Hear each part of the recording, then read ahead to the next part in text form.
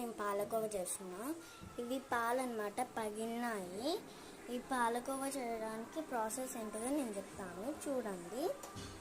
First gas on చేసుకొని పగిలిన పాలు ఏమేమి ఉన్నాయో గ్యాస్ ఆన్ చేసుకొని సిమ్లో పెట్టుకోవాలన్నమాట. ఎక్కువ పెట్టొద్దు, సిమ్లో పెట్టి చూసారా స్పూన్ తీసుకొని కలపాలన్నమాట.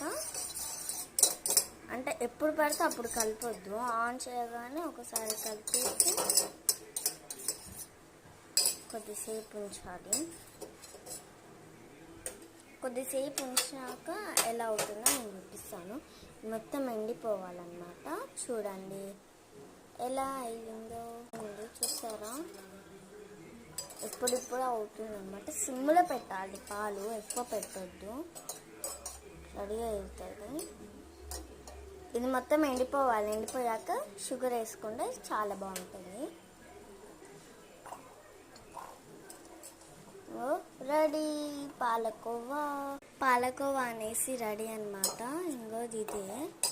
ఇదే దీంట్లో షుగర్ వేసేస్తే అయిపోతుంది అన్నమాట పాలకోవా. ఇప్పుడు నేను వేస్తాను. పాలకోవా చేసుకున్నారు చూసి చక్కెర వేసుకోవాలన్నమాట.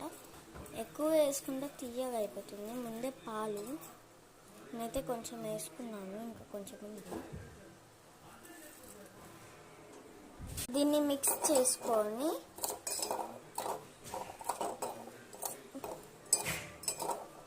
పాలకోవా అనేసి రండి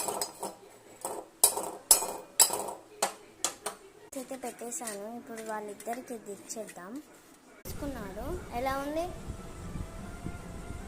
మమ్మీ అయితే జాకెట్ కుడుతుంది, మా మమ్మీకి ఇచ్చేసాను. తీసుకోవే. ఎలా ఉంది మమ్మీ? ఎలా ఉంది? గట్టిగా చెప్పు. బాగుంది. ఓకే గాయ్స్, ఇప్పుడైతే వీళ్ళిద్దరికి ఇచ్చేసాను. నేను తింటున్నాను అనమాట. ఇది తింటున్నాను. వెరీ నైస్, సూపర్ ఉంది. నేను చేసిన రెసిపీ నేనే తింటున్నా. Bye guys.